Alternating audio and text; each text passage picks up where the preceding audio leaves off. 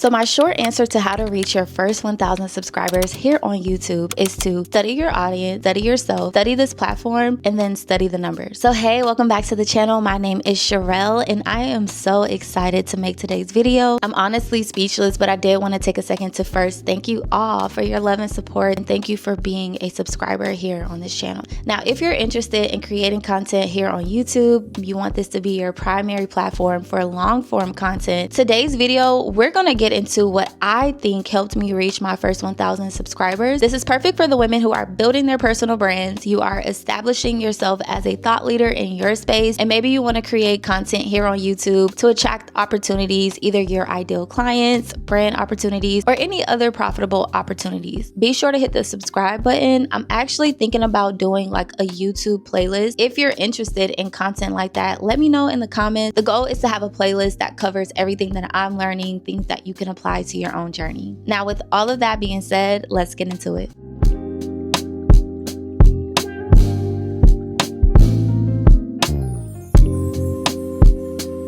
YouTube is a search and recommendation engine, meaning that it works in two different ways. First of all, it is a search engine, meaning that people are on this platform, they're looking for answers, solutions, or topics that they're interested in. And so with that, if your video matches what people are already searching for, you have a better chance of getting discovered. The second thing is this: YouTube is a recommendation engine, meaning that it recommends content to your audience based off of data. So that is their watch history and the type of videos that they are already engaged in. So the algorithm takes in all that behavior and it serves relevant videos to them on their homepage or in the suggested video section. So if you ignore how this platform works, you really do risk creating videos that will never reach your audience, because YouTube doesn't have that data to know who is supposed to see your videos. So again, if you have the desire to create a YouTube channel, you want to be a YouTuber, you have to start your journey as a student. Study your audience to understand what they are searching for. Study yourself to identify the perspectives, the stories that will communicate the most value, and study the platform to learn how to insert yourself into conversations that are already happening here, and then study your numbers and your analytics to keep from creating in the dark. This journey is similar to just about any other journey in life. If you want to be anything, you have to start as a student. You have to learn the business, you have to learn the game, you have to master it, and then you can create your own. So with all of that being said, I'm going to walk you through exactly what I did to reach my first 1,000 subscribers here on YouTube. So before you invest in a camera and any other equipment, before you hit the record button, you need to know exactly who you're talking to here on YouTube. And it's more than just like their age, their interests, where they live. You need to have a clear mindset or an idea of when they get on this platform, what are they typing in the search bar? To do this in the most simple way, put yourself in the shoes of your audience in order to think on a deeper level, something deeper than my audience is women in their 30s. Now, this is a step that I've done as a business owner, as an entrepreneur. This is called building out your persona. I basically sat down and created an imaginary client. Her name is Victoria. So when I think about the videos that I'm creating, I always keep Victoria in mind. When I'm in my planning phase for the month, I'm trying to figure out what kind of content I want to create.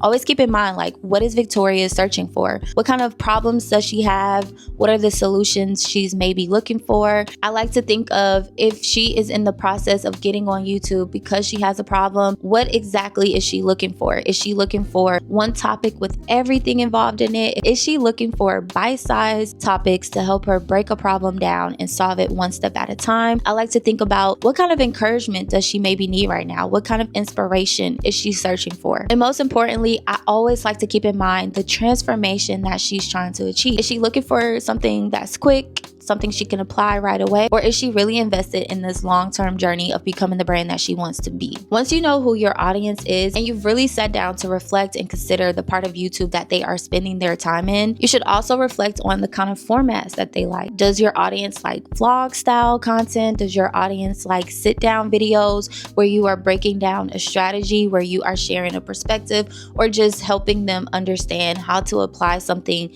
to their life? And the easiest way to do this is to simply start typing things into the search bar. Again, YouTube is a search engine. So anything that you type in is going to basically show you what people are already looking for. So when you create from this level of understanding, you're setting yourself up to get in front of the right audience at the right time and in the exact place that they are looking for your content. Everything isn't for everyone, and I feel like at the beginning of any journey that you take, you should be open to experimenting with different formats, different styles to find what really works for you. But if you don't know your audience, you don't know yourself, you don't know what you bring to the table, it is going to be very easy for you to get on here and waste your time creating in ways that don't serve you. Become the Brand was essentially for me building the gap between personal growth and personal brand building. Whatever it is that you desire to have, you always have to go through this journey of developing yourself. You have to go through the process of developing the skills that will lead you to success. You have to develop the mindset that will allow you to endure anything that you're going to face on this journey. And that's how I was able to think about my audience. I basically put myself in my audience shoes through my own experience. Kept in mind the problems that I was having as I was going through the journey of building the brand. I thought about the solutions that I was looking for. I thought about the things that helped me become who I am today. And I always keep in mind where I'm headed. I identified that the key is really to bridge your personal growth journey to building your personal brand. And so this is my personal philosophy. It is a framework that I've created to help women build a personal brand that is rooted in self-mastery so that everything that you create is aligned with who you are, what you stand for, and who you are becoming. I will never get on this channel and talk about something that I'm not willing to apply or that I haven't done for myself. So the key for this is to become so clear on your perspective, your experiences, so that you can create stories that will communicate the most value. That's how you're going to avoid being just another voice here on YouTube and just repeating what's already out there. So this whole journey of becoming the brand that you desire to be, becoming the YouTuber that you've always dreamed of, it really comes down to self-awareness. So self-awareness is definitely a major step for finding and or becoming your own niche. Your niche isn't just a category like business or lifestyle. It really does come down to the way that you see the world and how you are able to connect that to what your audience cares about. The more self-aware that you are, the easier it becomes to pull the best parts of your story, to position them in ways that connects with the right audience and allows you to create content or resources that will open doors to profitable opportunities. So if you're interested in learning more about the Become the Brand philosophy, the Become the Brand framework, I do have an ebook that you can grab. The link is down below. One ebook is Become the Brand, which is really a deep dive into the philosophy. It's going to map out the exact strategies that I took to create my brand and also Become the Niche, which is really a guided workbook that will help you identify the topics that you want to focus on and how you can position yourself. To really put in the work to start building your personal brand, this will allow you to get on this platform, to be confident in your voice, to be confident in your perspective and how you're going to add value. Something that I'm learning through this journey is that it really is more than just getting on here to teach people how to do something. It's more than just building a community of people who will support you. It truly allows you to create a world that is shifting the perspectives, the experiences that we are all having on earth. And when you do this right, you basically create something that they can't get anywhere else. But what's going to set you apart and what's going to help you attract profitable opportunities is sharing your personal lens, your real experiences, and how you navigate these challenges yourself. So once you do the work to study your audience and to study yourself, the next step is to study this platform. Because even if you know exactly who you're going to get on here and create content to, you know exactly who you're speaking to, you know exactly what you bring to the table, you still need to understand how YouTube works if you want your content to be seen. Okay, so before we really get into this next part, remember the goal is not to just get on here and copy and paste what other people are doing. The goal is to study what works well, what performs well, and then to apply your own perspective and your experience into conversations that are already happening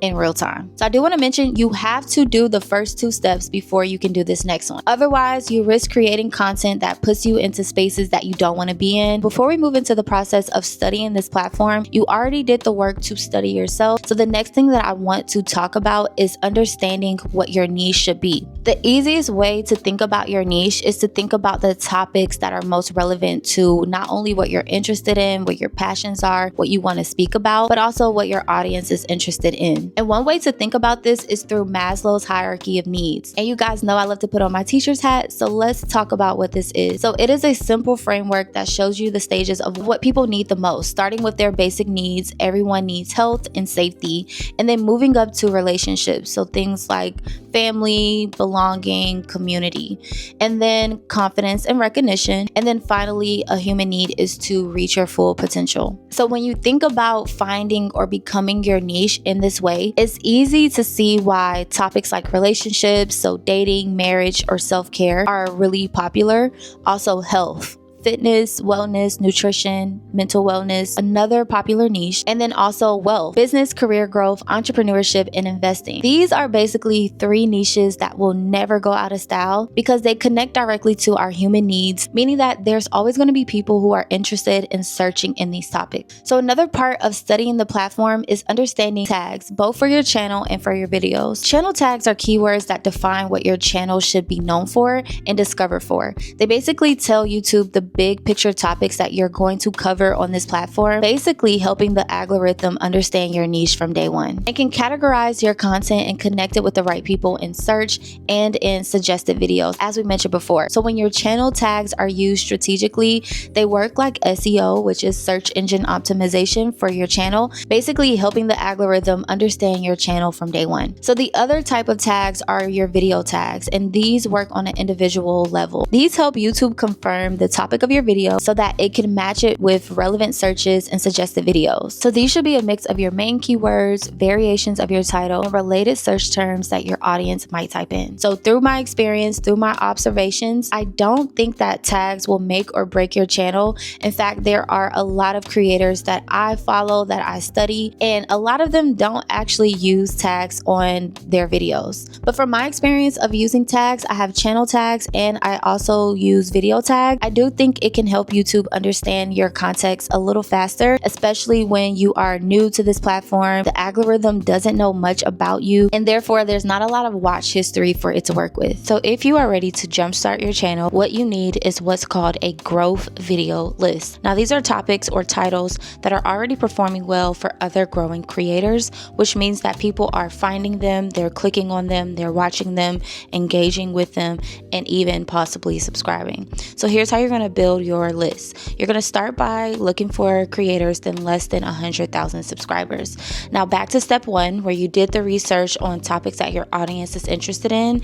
You may notice that there are other creators who are going to continue to pop up depending on what exactly you're searching for, who are either in similar industries or have similar niches. The reason why you want to look for creators who have less than 100,000 is because this is the sweet spot.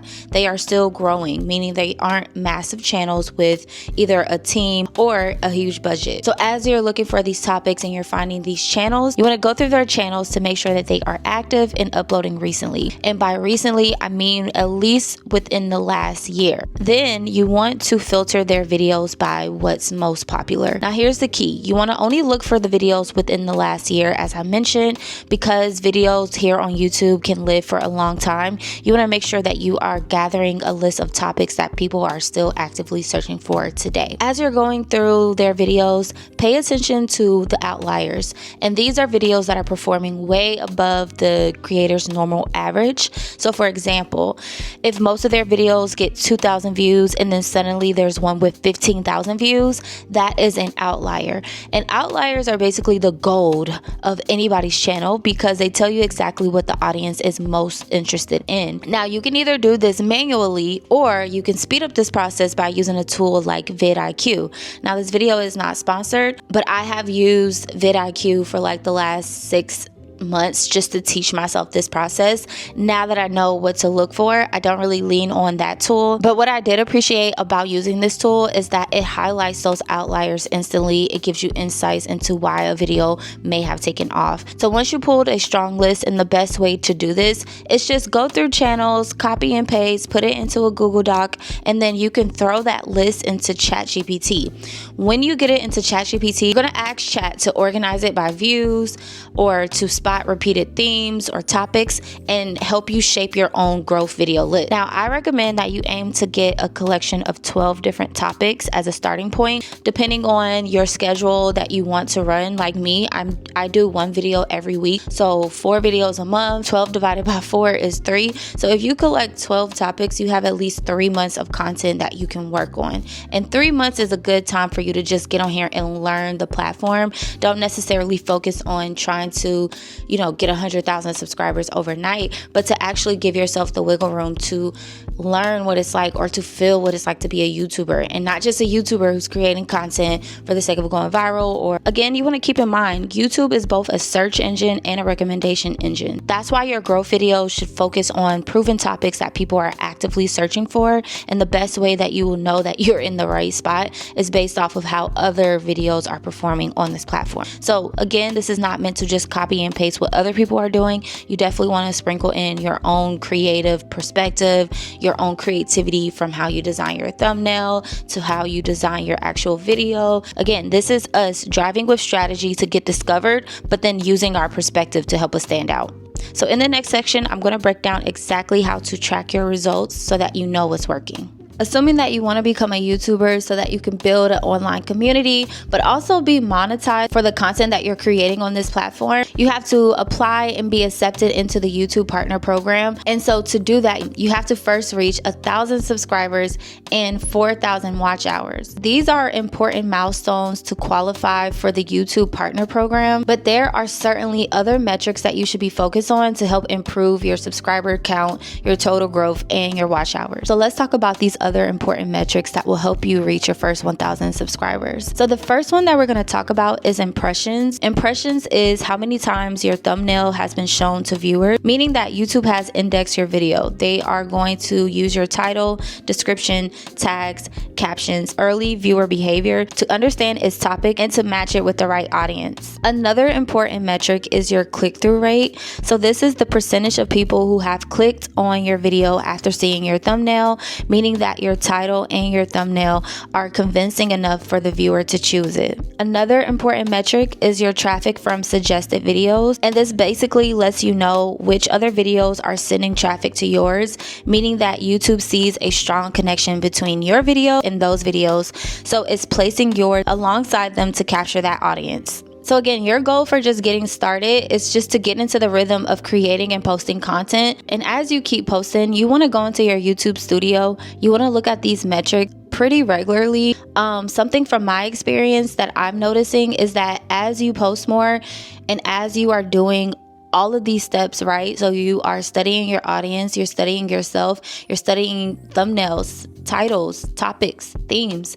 You will start to notice in your YouTube studio that the same creators, topics, or even your own videos are starting to show up in your metrics over and over again on your suggested video list. I'm a little bit of a nerd. I love to look at my numbers and my analytics. I literally have to tell myself sometimes, like, girl, close this app out, stop stalking it, allow it to do what it's going to do. But I get really excited when I see like those growing creators or even top ranked creators in my niche. I love to see that my video was shown under their video and that I'm getting not only a lot of impressions, but I'm getting people who are clicking through, who are coming to my video and watching my videos for a long time. Numbers let you know that something is working, and when you identify those patterns, your responsibility is to lean more into those patterns. That's going to help you really position yourself. That's going to make sure that you are aligned with the space that you want to be in. Overall, it's just a great sign. It means that YouTube is grouping your content with videos your audience is already watching. Let's go back to our weight loss example. Someone is searching for high protein, low carb meals, and they click on a popular title. If your video has a strong title, a clickable thumbnail, and just relevant keywords, YouTube might place your video alongside that video in the suggested section, even if your channel is smaller. Now, because we are in our AI era, I felt like it was important to mention how you can use ChatGPT ChatGPT in this process,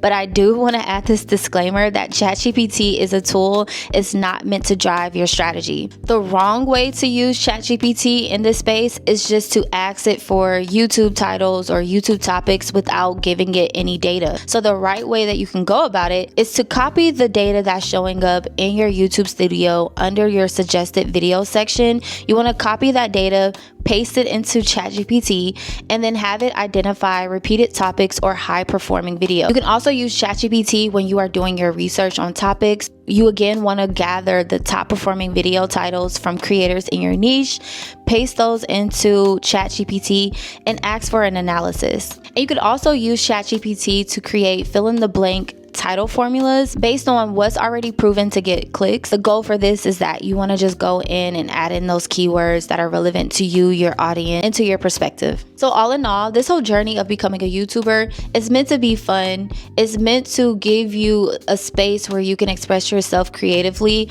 but it's also really important to lead with strategy. So your responsibility is to get on here, to learn the game, to master the numbers, and to add yourself into the strategy piece by piece. So from my experience, I have no doubt in mind that you are able to reach your first 1,000 subscribers, but you have got to stop creating random videos and start creating in a way that makes people want to click on your video, in a way that makes them want to explore your world and everything that you're creating, and in a way that makes people come back for the value that you bring to their life and not just for the lifestyle or entertainment. As always, there are resources down below in the description box that I have created to help you on your journey of becoming the brand that you desire to be. Thank you so much for watching this video, and I will see you in my next upload.